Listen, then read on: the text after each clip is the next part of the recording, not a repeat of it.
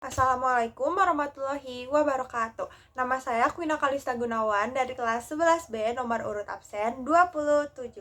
Jadi di sini saya akan ngejelasin struktur organ pencernaan manusia, enzim pencernaan, dan penyakit yang berhubungan dengan sistem pencernaan manusia. Nah, yang sudah kalian ketahui bahwa organ pencernaan manusia itu terdiri dari mulut, kerongkongan, lambung, usus halus, usus besar, dan anus. Nah, pertama-tama saya akan ngejelasin awal mula masuknya makanan ke dalam tubuh kita.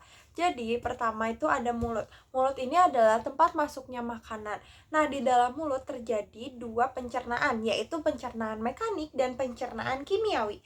Pencernaan mekaniknya itu dilakukan oleh gigi dan lidah kita. Terus, pencernaan kimiawinya itu ada dilakukan oleh enzim amilase dalam air liur. Jadi selain di mulut itu bukan hanya dilakukan oleh gigi dan lidah ya teman-teman. Jadi kita juga ada menggunakan air liur. Nah, air liur ini termasuk dalam pencernaan kimiawi di dalam mulut. Nah, selanjutnya ada kerongkongan.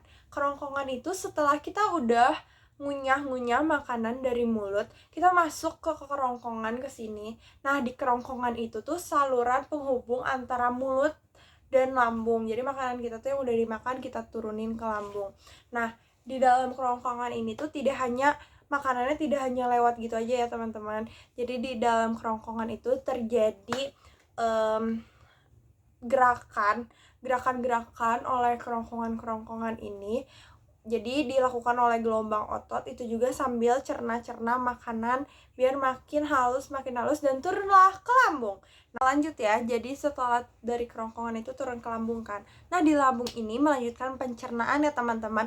Jadi di lambung ini berubah makanan yang sudah kita makan tuh menjadi kimus. Jadi kimus itu adalah makanan itu menjadi bubur lembek gitu kan. Kalau misalnya kita makan di gigi tuh, di dalam mulut tuh kita ngelakuin pencernaannya tuh nggak sampai halus banget, nggak sampai bener-bener hancur semuanya. Kadang kan kita makan langsung telan, nggak sampai yang halus-halus banget. Nah, di lambung inilah yang membantu makanan ini menjadi semakin lembek. Nah, di lambung juga ini tuh menghasilkan asam lambung dan juga enzim pepsin untuk cerna protein. Nah, lanjut kita turun ke usus halus. Nah, udah masuk ke dalam usus halus. Jadi, usus halus itu adalah melanjutkan cerna-cerna dengan bantuan enzim dari pankreas dan dinding usus. Nah, usus halus ini tuh adalah tempat utama nyerap zat makanan ke dalam darah. Jadi, makanan yang kita makan itu bakal nyerap ke dalam darah ini dengan bantuan usus halus. Lanjut, kita turun ke usus besar. Jadi di usus besar ini adalah tempat utamanya menyerap air dan mineral. Nah, dari sisa makanan yang sudah kita makan atau minuman yang sudah kita minum itu tuh di usus besar lah yang mengubah makanan-makanan itu menjadi feses, teman-teman. Nah, setelah itu udah berubah menjadi feses, turun ke anus. Ini tuh adalah ujung dari pencernaan manusia. Nah, anus ini tuh untuk mengeluarkan feses-feses yang sudah kita cerna dari awal mulut, terus masuk ke kerongkongan, turun ke lambung, ke usus halus, dan ke usus besar. Sekarang kita ke anus. Anus ini adalah tempat keluarnya. Jadi setelah air mineralnya udah diserap juga ke darah, kita keluarin deh sisanya di dalam anus.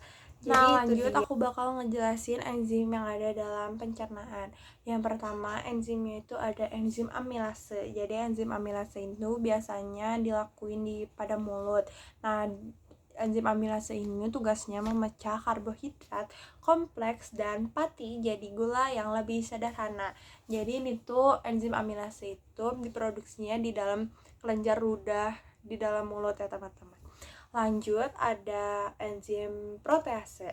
Nah, enzim protease ini adalah memecah protein menjadi asam amino. Nah, jadi di protease ini tuh biasanya dilakukannya di dalam lambung. Lanjut ada enzim lipase. Jadi enzim lipase ini adalah memecah lemak jadi asam lemak dan gliserol. Nah, biasanya enzim lipase ini tuh dilakukannya di pankreas. Nah, selain ada enzim-enzim yang utama, ini juga ada enzim pemecah gula. Pemecah gula itu ada enzim laktase, ada enzim maltase, dan ada enzim sukrase. And last, kita masuk ke dalam penyakit yang ada dalam organ pencernaan manusia. Yang pertama itu ada di mulut. Jadi di mulut ini ada penyakit karies gigi. Karies gigi ini gara-gara bakteri memecah sisa makanan.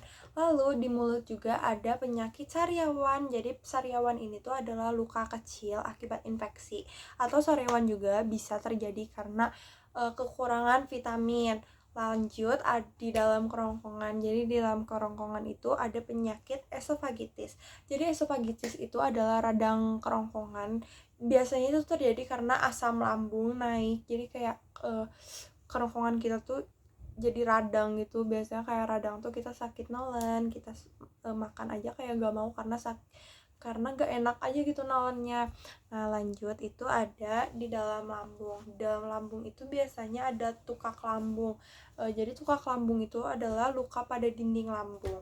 Nah, karena asam yang berlebih, kan di lambung itu ada asam lambung ya. Karena saking asamnya berlebih, jadilah terjadi tukak lambung. Nah, lanjutnya itu ada penyakit di dalam usus halus. Jadi di dalam usus halus itu biasanya terjadi diare. Nah, diare itu kan tugasnya usus halus itu adalah menyerap air ya. Tapi biasanya diare itu ususnya lagi bermasalah, jadi penyerapan airnya tuh keganggu karena infeksi bakteri atau virus. Terus lanjut penyakit pada usus besar. Nah, usus besar ini terjadi biasanya sembelit teman-teman. Nah, sembelit itu tuh kurang serat gitu dalam tubuh kita. Biasanya kita makan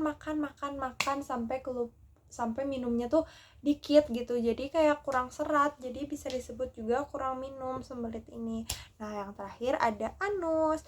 Nah, anus ini biasanya penyakitnya ada ambeien. Nah, ambeien itu tuh bengkak pembuluh darah di sekitar anus akibat kita mau mengeluarkan fesesnya tuh keras, jadilah terjadi ambeien.